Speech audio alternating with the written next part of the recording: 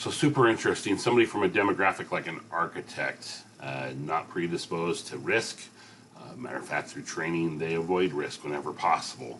And yet this was a good idea for many reasons already stated. So some high points of Sedera, which is the backbone of the SHA plan. And that is they promote a healthy lifestyle. They have a community rather than just a health insurance and the member relationship. It's not imposing by any means, but there's things like a written second opinion from an expert in the field that is free and actually required to have 100% sharing available.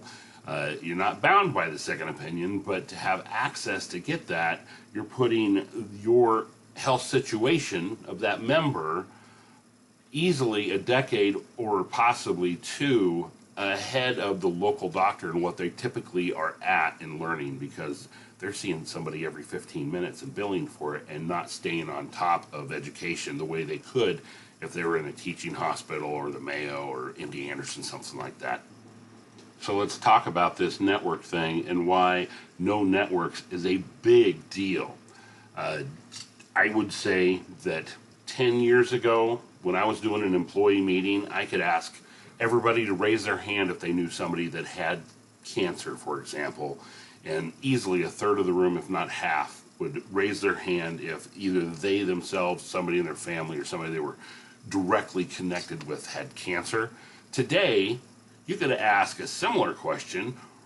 Everybody in the room, raise your hand if you personally have had direct contact with somebody that has been denied medical treatment because it was considered out of network. And it's just sickening how that is. A lot of it is just to do with cost, and it's not necessarily the insurance company's fault entirely, but they're a little bit to blame, of course. So this video here is going to describe that a little bit, short little 20-second, 30-second video, and then I'll be right back to you.